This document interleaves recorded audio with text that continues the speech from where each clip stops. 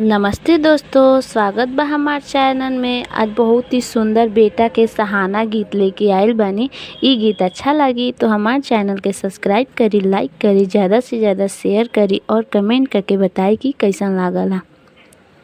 मेहदी के पेड़ तर मौरी बेचाला हो लाल, मौरी बेचाला हो लाल।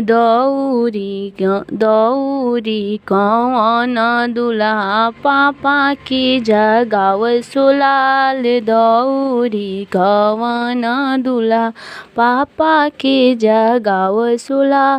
पापा के जगाव दुल्हा मम्मी के जगाव सोलाल, मम्मी के जगाव सोलाल। ऐसन सोहाग बबुआ हमके नाही सोहे हो लाल। ऐसन सोहाग बबुआ हमके नाही भावे होला।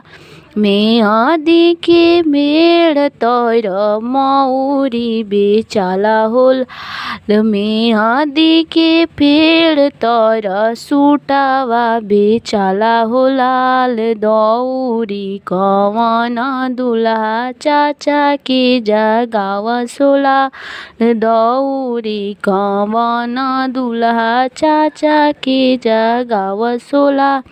चाचा के जगावे दुल्हा चाची के जगावे हो लाल। चाची के जगावे हो लाल। ऐसन सोहाग बबुआ हमके ना सोहाला हो लाल। ऐसन सोहाग बबुआ हमके ना सोहाला हो लाल। मेहदी के पेड़ तर तैया बेचाला हो लाल, जूतावा बेचाला हो लाल। दौरी कौन दुल्हा भाभी के जगाव सोलाल। दौरी कौन दुल्हा भाभी के जगाव सोलाल। भाभी के जगाव दुल्हा भैया के जगाव सोलाल। भैया के जगाव सोलाल। ऐसन सोहाग बबुआ हमके नाही भावे होला।